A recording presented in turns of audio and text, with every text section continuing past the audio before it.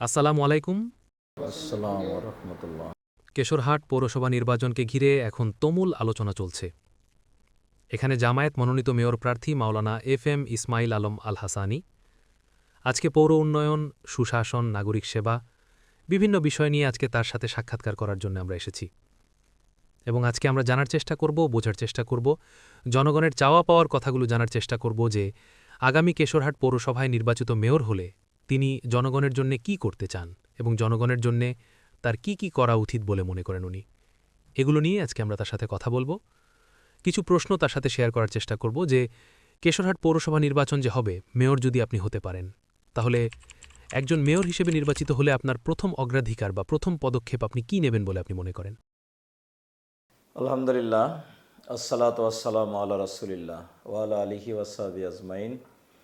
আমি শুরুতে আল্লাহর শুকরিয়া আদায় করছি, আলহামদুলিল্লাহ। দরুদ এবং সালাম প্রিয় নবী মোহাম্মদ সাল্লাল্লাহু আলাইহি সাল্লামের প্রতি। আপনাকে ধন্যবাদ, আপনি সাক্ষাৎকারের জন্য এসেছেন এবং আপনি প্রশ্ন করেছেন। আপনি প্রথম প্রশ্ন করেছেন, মেয়র নির্বাচিত হলে আপনার প্রথম অগ্রাধিকার কি? আমি যদি মেয়র নির্বাচিত হই, জনগণ যদি আমাকে ভোট দেন, আমি যদি নির্বাচিত হই, আমার প্রথম যেটা অগ্রাধিকার সেটা হলো এই কেশরহাট পৌরসভা এবং পৌরবাসী। আমার সকল কর্ম, সকল পরিকল্পনা, সকল উন্নয়ন পৌরসভা কেন্দ্রিক এবং পৌরবাসী কেন্দ্রিক। আমি আমার কর্মদক্ষতাকে কাজে লাগিয়ে সরকারের যে সমস্ত অনুদান রয়েছে, এই অনুদানগুলো নিয়ে আমি সর্বোচ্চ প্রচেষ্টা চালিয়ে কেশরহাট পৌরসভার উন্নয়ন বলতে এখানকার রাস্তাঘাট, এখানকার শিক্ষা ব্যবস্থা, এখানকার নাগরিক যে সমস্ত সুবিধা রয়েছে সেই সুবিধাগুলো, এমনকি ছোট্ট ছোট্ট বাচ্চাদের শিক্ষার জন্য বিভিন্ন মসজিদে, মক্তবে যে শিক্ষা ব্যবস্থা রয়েছে আমি সেগুলোর প্রতি দৃষ্টি দেব ইনশাআল্লাহ। প্রতিটি বাড়ির সামনে লাইট পোস্ট, কোনো মানুষ যেন অন্ধকারে না হাঁটে, কোনো মানুষ যেন কাদার মধ্যে হাঁটতে না হয়, এই জন্য নাগরিকদের সকল সুবিধা নিশ্চিত করার জন্য আমি সর্বোচ্চ চেষ্টা করব। আমার এক কথায় এক বাক্যে উত্তর হবে, কেশরহাট পৌরসভার মেয়র নির্বাচিত হলে আমার প্রথম অগ্রাধিকার হবে কেশরহাট এর জনগণ এবং কেশরহাট পৌরসভা, ইনশাআল্লাহ। আচ্ছা, পৌর এলাকার স্বাস্থ্যসেবা সম্পর্কে জানতে চাচ্ছি। কেশরহাট পৌরসভায় যে সকল ডায়াগনস্টিক সেন্টার রয়েছে, ক্লিনিক রয়েছে এবং পৌর এলাকার যে স্বাস্থ্যসেবা রয়েছে, তৃণমূল পর্যন্ত যে মানুষগুলো রয়েছে তাদের স্বাস্থ্যসেবার মানোন্নয়নে বা পৌর এলাকার বা পৌরসভার যে এলাকা রয়েছে এই এলাকার তৃণমূল পর্যন্ত স্বাস্থ্যসেবার মানোন্নয়নে আপনার পরিকল্পনা কি? জি, ধন্যবাদ আপনাকে। এটাও খুবই গুরুত্বপূর্ণ একটা প্রশ্ন। মানুষের মৌলিক 5টি অধিকারের মধ্যে গুরুত্বপূর্ণ একটা অধিকার হচ্ছে স্বাস্থ্যসেবা। স্বাস্থ্য হচ্ছে সকল সুখের মূল। মানুষটি যতই ধনী হোক আর যাই হোক, যদি স্বাস্থ্য ভালো না থাকে, সুস্থ না থাকে, তাহলে তার জীবনের কোনো মূল্য নেই। কেশরহাট পৌরসভায় আল্লাহ আমাকে মেয়র নির্বাচিত করলে আমি জনগণের স্বাস্থ্যসেবার প্রতি বিশেষ দৃষ্টি প্রদান করব ইনশাআল্লাহ। আমাদের বিভিন্ন গ্রামে কমিউনিটি ক্লিনিক রয়েছে। এই কমিউনিটি ক্লিনিকগুলো প্রায় অচল। আমি আমার মেয়র নির্বাচিত হলে আমার ক্ষমতা বলে সমস্ত কমিউনিটি ক্লিনিকগুলোকে আমি সচল করব এবং নিজে আমি সেগুলো গিয়ে দেখব সেখানে কী ধরনের সেবা হচ্ছে। যেখানে যে ত্রুটি রয়েছে এই ত্রুটিগুলো দূরীভূত করার চেষ্টা করব। যে সমস্ত ডায়াগনস্টিক সেন্টার আছে, কেশরহাট পৌরসভায় কিছু ক্লিনিক রয়েছে, এই ক্লিনিকগুলোতে যেন কোনো জনগণ তারা যেন ক্ষতিগ্রস্ত না হয়, আমি সেই দৃষ্টি রাখবো। প্রত্যেকটা ক্লিনিকে যাব, ডাক্তারদের সঙ্গে কথা বলবো, রুগীদের কী ধরনের সেবা পাচ্ছে এগুলো আমি দেখব। ইতিমধ্যে আমরা কেশরহাট পৌরসভায় বাংলাদেশ জামাত ইসলামীর উদ্যোগে ফ্রি আই ক্যাম্প করে থাকি। গত বছর ফ্রি চক্ষু চিকিৎসা দিয়েছি আমরা কয়েক হাজারকে। সাথে সাথে বিনামূল্যে চোখ অপারেশন করেছি 350-রও বেশি গরিব এবং সাধারণ রোগীদের। আল্লাহ আমাকে মেয়র নির্বাচিত করলে আমরা এ ধরনের সেবা আরও বৃদ্ধি করব।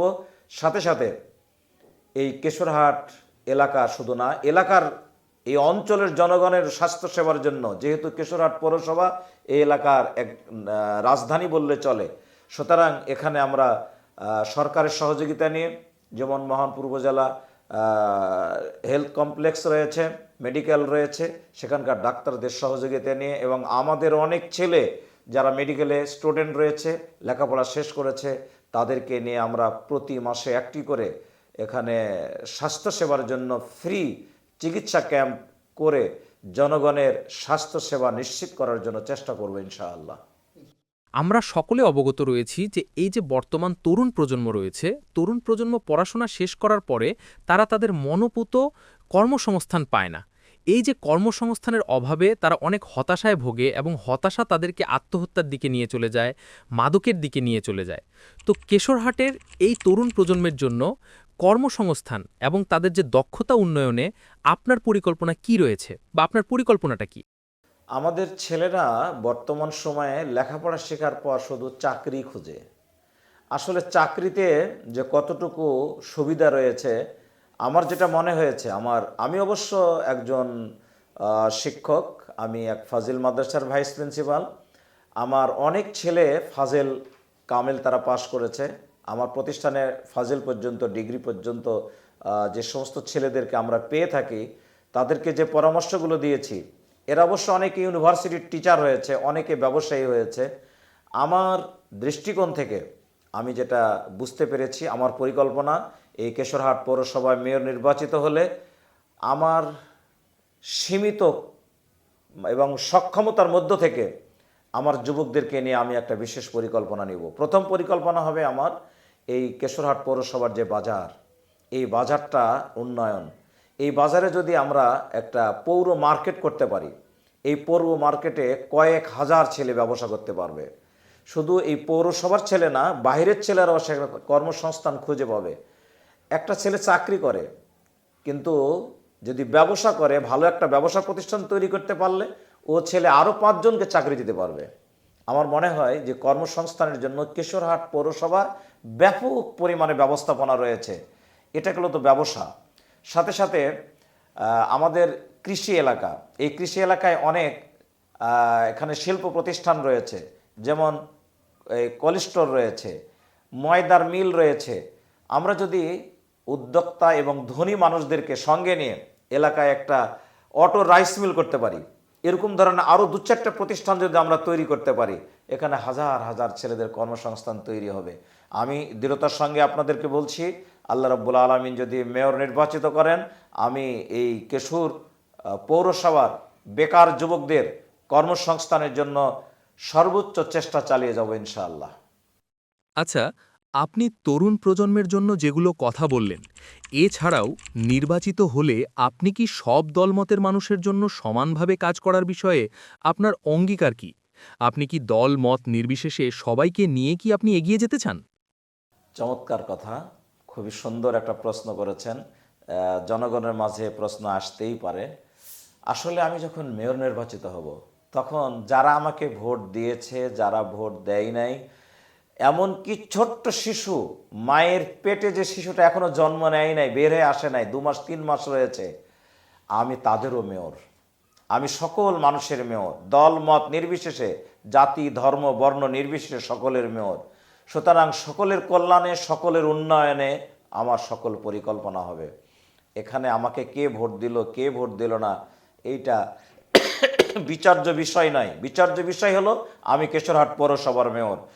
সুতরাং এখানে সকল দলের মানুষ, সকল মতের মানুষ, সকল বর্ণের মানুষ, সকল শ্রেণীর মানুষ, তারা আমার জনগণ, আমি তাদের প্রতিনিধি। আমি নিজকে কখনো প্রতিনিধি মনে করব না। আমি মনে করব আমি জনগণের সেবক। আমি জনগণের সেবা করতে চাই। আমি জনগণের খেদমতের জন্য এ কাজে এসেছি। আল্লাহ যেন জনগণের সেবক হওয়ার তৌফিক দান করেন, এই দোয়া আপনাদের কাছে কামনা করছি। আমরা লক্ষ্য করেছি যে কেশরহাট পৌর এলাকার পরিচ্ছন্নতা নিয়ে জনমনে বেশ অসন্তোষ রয়েছে। বিশেষ করে মৎস্যবাজারের চারপাশ এবং পৌরসভার বিভিন্ন স্থানে বর্জ্যের স্তূপ থেকে রোগবালাই ছড়ানোর ঝুঁকি তৈরি হচ্ছে। এই অস্বাস্থ্যকর পরিবেশ দূর করতে আপনার বর্জ্য ব্যবস্থাপনা পরিকল্পনা কি? এছাড়া পৌরসভায় সুপেয় ও নিরাপদ পানির তীব্র সংকট রয়েছে। স্বাস্থ্যকর পরিবেশ ও বিশুদ্ধ পানি নিশ্চিত করতে মেয়র হিসেবে আপনার কার্যকরী পদক্ষেপগুলো কি হবে? আপনি অত্যন্ত গুরুত্বপূর্ণ একটা প্রশ্ন করেছেন। প্রথম প্রশ্ন হলো এই পরিচ্ছন্নতা এবং বর্জ্য অপসারণ ব্যবস্থাপনা, আসলে এটা কিন্তু খুবই একটা সহজ ব্যাপার। পৌরসভার যে সমস্ত ব্যবস্থাপনা রয়েছে, এই কেশরহাট পৌরসভায় যত ক্লিনার রয়েছে, তাদেরকে যদি শুধু একটু মনিটরিং করা যায়, আমার মনে হয় রাস্তায় সামান্য একটা ছোট্ট কাগজও পড়ে থাকবে না। নিয়মিতভাবে তারা বেতন খায়, তারা সরকারের কর্মচারী, পৌরসভা তাদেরকে বেতন দিয়ে থাকে, কিন্তু কাজ যথাযথ হয় না।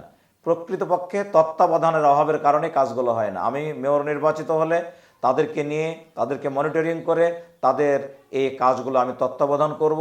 আমার বিশ্বাস যে শুধু মনিটরিংয়ের মাধ্যমেই যে উপকরণ রয়েছে এগুলো দিয়ে পরিচ্ছন্নতা 100% রক্ষা করা সম্ভব। সাথে সাথে এখানে মশা, মাছি এবং জীবাণু নাশক যদি আমরা এই কীটনাশক প্রয়োগ করে থাকি, তাহলে জীবাণু মুক্ত হবে ইনশাআল্লাহ।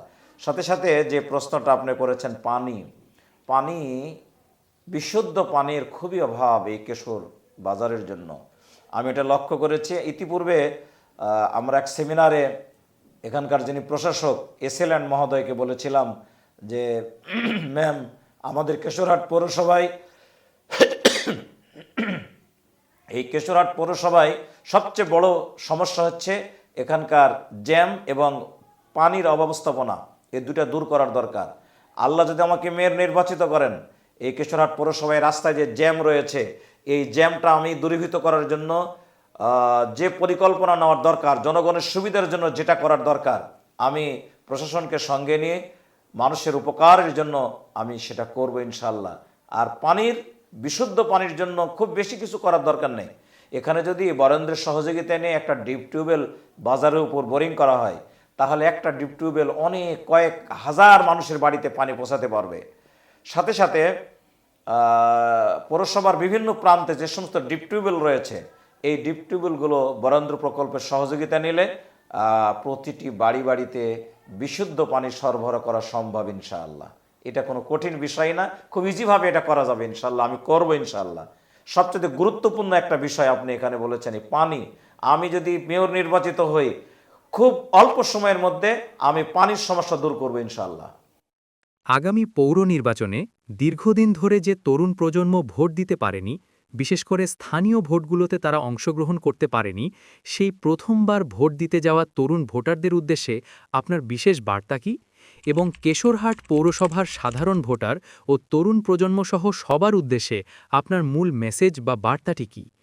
আমি তো কেশরহাট পৌরসভাকে নিয়ে যে সমস্ত প্রশ্ন আপনি করেছেন, প্রশ্নগুলোর উত্তর দিয়েছি। সর্বশেষ যেটা আমার বার্তা হবে কেশরহাট পৌরসভার তরুণ প্রজন্ম, নতুন ভোটার এবং সকল সাধারণ ভোটারদের উদ্দেশ্যে আমার বার্তা হলো যে আপনারা ন্যায়, ইনসাফ এবং কেশরহাটকে একটা আধুনিক পৌরসভা হিসাবে, প্রথম শ্রেণী পৌরসভা হিসাবে তৈরি করার জন্য আপনারা আমার পাশে এগিয়ে আসুন।